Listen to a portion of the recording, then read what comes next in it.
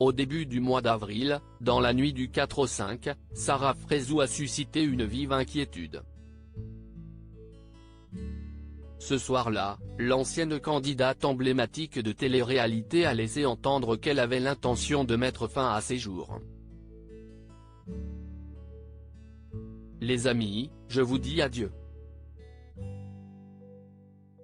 Je vous aime, merci d'avoir été là. Je me retire, j'ai passé de merveilleuses années avec vous. Merci à ma famille, mes amis d'avoir toujours été là, mais Sarah est fatiguée, épuisée, dégoûtée de toute cette vie et vous dit adieu. Je vous aime. Ne me voulez pas, écrivait-elle sur ses réseaux sociaux. Après quoi, pendant plusieurs heures, elle n'a plus donné aucune nouvelle. Ce n'est que le lendemain, sur Snapchat, que la jeune femme de 30 ans a brisé le silence, confiant avoir bien tenté de se suicider. Heureusement, sa famille est arrivée à temps pour l'empêcher. Ma famille m'a arrêté à temps. Je suis déboussolée. Je suis avec eux, je prends du recul des réseaux pendant quelque temps et peut-être que je reviendrai plus forte. Merci de comprendre que je ne me sens pas obligée de me justifier, avouer des fois, ça a causé du tort dans ma propre vie, a-t-elle expliqué, demandant au passage à sa communauté de ne pas la voir comme une folle ou une suicidaire mais simplement comme un être humain dépassé par son cœur. Car son mal-être serait dû à de récentes tensions avec son mari Mehdi. Sarah Frézou déjà remise de sa tentative de suicide?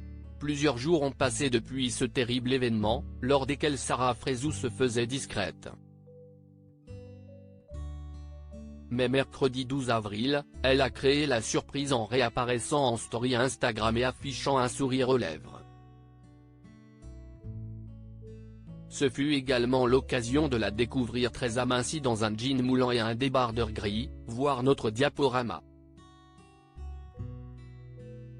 Il faut rappeler que Sarah Frézou s'est délestée d'une quarantaine de kilos grâce à un régime strict, des exercices physiques ou encore la pose d'un ballon gastrique en mai 2020.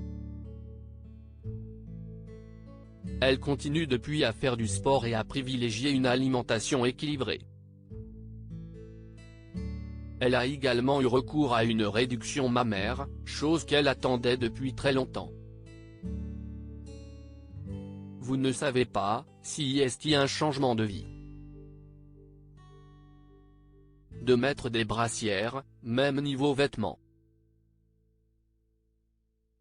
Vous connaissez tous ma poitrine avant, c'était 100% naturel. J'ai retiré une première fois, une deuxième fois.